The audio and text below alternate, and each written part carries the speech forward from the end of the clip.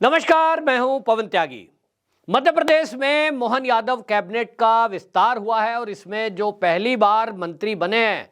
ऐसे चेहरे को शामिल किया है बड़ी संख्या में। और ये मैसेज दिया है भारतीय जनता पार्टी ने कि जो युवा हैं अब उनका समय शुरू हुआ है। भारतीय जनता पार्टी ने जिस तरह से 5 राज्यों में से 3 में जब भारतीय जनता पार्टी की सरकार बनी तो मुख्यमंत्रियों का जो चयन किया था तब भी लोगों को चौंकाया था। पुराने चेहरों पर जो लोग अनुमान लगा रहे थे वो सब अनुमान फेल साबित हुए थे। और मोहन यादव, जिस तरह से मोहन यादव को मुख्यमंत्री बनाया गया था, ये एक साफ मैसेज था कि 2024 के चुनाव में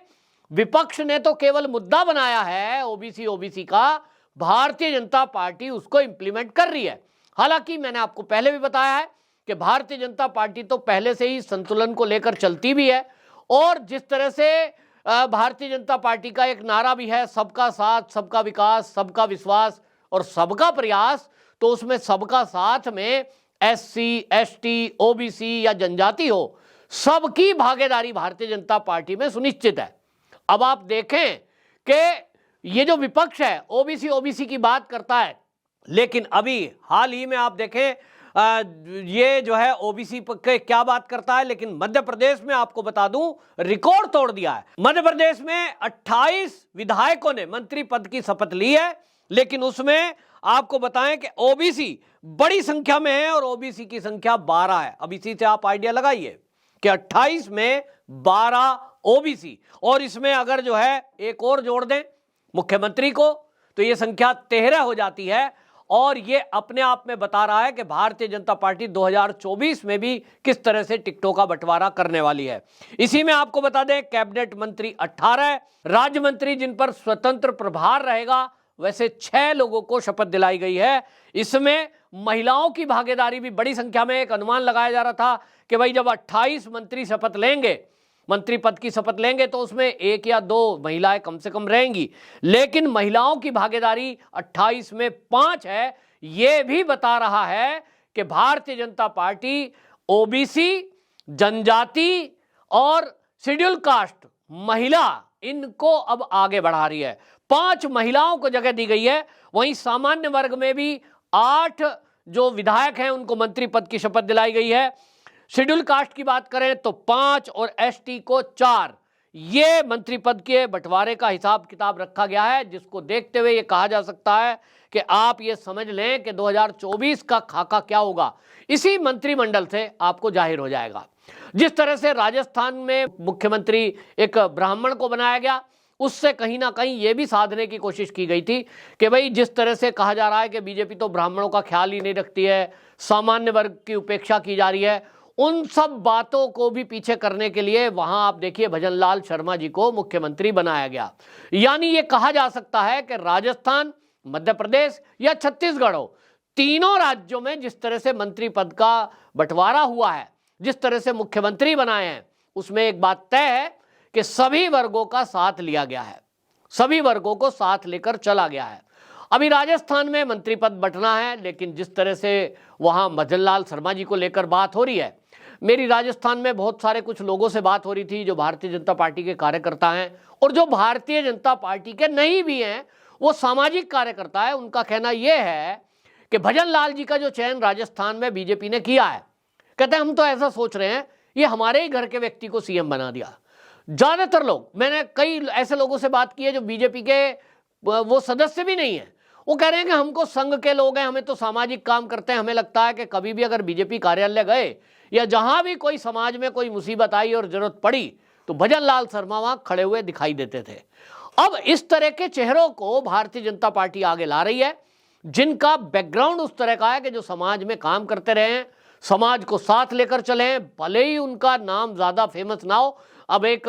मेरे परिचय में है राजस्थान में, उदयपुर में और राजस्थान में जयपुर में जो लोग रहते हैं वो कहते हैं जी हम कई बार ऐसे मिले तो हमें लगता भी नहीं था कि ये इतने बड़े पद पर हो सकते हैं, कि इनके ऊपर प्रदेश की जिम्मेदारी है, हमें लगता था कोई साधारण सा कार्यकर्ता है यहीं गली मोहल्ले का। इस तरह की बातचीत, मिलना जुलना, उठना बैठना, यही मोहन यादव जो मध्य प्रदेश के हैं इनके बारे में भी इसी तरह कहा जाता है, क्योंकि अखिल भारतीय विद्यार्थी परिषद वहां से उनकी शुरुआत हुई है, छात्र नेता के रूप में शुरुआत हुई है। अब जब छात्र राजनीति से अगर कोई अपनी शुरुआत करता है तो वो समझ लीजिए कि सबसे पहली बात तो युवाओं का प्रिय होता है। अब जो मोहन यादव हैं वो बेशक विधायक बन गए, लेकिन उनका जो जुड़ाव है हमेशा छात्रों से हमेशा रहा है। अब छात्रों को साथ लेकर चलना, छात्रों की समस्याओं को समझना, और जब छात्र उनके साथ जुड़ेंगे तो समझ लीजिए युवा जुड़ गया। और इसी कारण भारतीय जनता पार्टी ने मोहन यादव को चुना है। यूं तो शिवराज सिंह चौहान भी अखिल भारतीय विद्यार्थी परिषद से ही उनके जीवन की शुरुआत हुई है, और इसी कारण से आज मैं कह सकता हूं कि अगर शिवराज सिंह चौहान को मामा का एक तमगा मिला है, मामा की उपाधि जनता ने दी है, उसका एक कारण यही है कि अखिल भारतीय विद्यार्थी परिषद में जब कोई छात्र नेता अपना शुरुआत ही करता है, वहां एक कल्चर उस तरह का है, क्योंकि संघ का संगठन है, वहां उस तरह के संबंध रहते हैं कि आप आज की डेट में तो कल्पना नहीं कर सकते कि कॉलेज गोइंग जो लड़के लड़कियां हैं, क्या उनमें इस तरह की एक स्वच्छंद संबंध भी हो सकते हैं कि किसी के दिमाग में कोई गंदगी नहीं, कोई जैसे आमतौर पे कल्चर देखते हैं कि ड्रग है, शराब है, उल्टे सीधे काम है। अखिल भारतीय विद्यार्थी परिषद में संस्कारों पर पहले ध्यान दिया जाता है, और इसके कारण एक भाई बहन जैसा रिश्ता या एक सच्चे मित्र जैसा रिश्ता बनता है, और उसका वो आदमी के जीवन में झलकता है। तो शिवराज सिंह चौहान,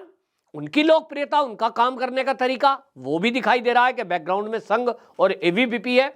मोहन यादव जी के भी जो चरित्र में आपको चीजें झलकती हैं वो वही है। और अब जो मंत्रिमंडल में जिस तरह से नए चेहरों को जगह दी गई है, पहली बार विधायक बने और पहली बार उनको मंत्रिमंडल में शामिल किया गया, तो 28 में से 17 अगर नए चेहरे लिए जा रहे हैं, इसी से आप समझ सकते हैं कि मोहन यादव अब किस तरह से मध्य प्रदेश को चलाना चाहते हैं। जब भी कभी मंत्रिमंडल का गठन होता है, हालांकि पार्टी के शीर्ष लोग बैठकर तय करते हैं, लेकिन ज्यादातर जो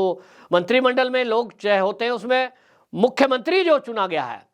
उनकी भी सलाह होती है, और उनको ये तय करना होता है कि किन को वो अपने साथ लेकर चलेंगे, क्योंकि एक जैसा होता है कि अपने विचारधारा के लोगों को साथ लेकर चलना आसान रहता है। और इसीलिए जो मोहन यादव हैं, उन्होंने जिस तरह से नए चेहरों को शामिल किया है, 5 महिलाएं शामिल हुई हैं, ये बता रहा है कि आने वाला जो भविष्य है भारतीय जनता पार्टी का वो किस तरह का होने वाला है।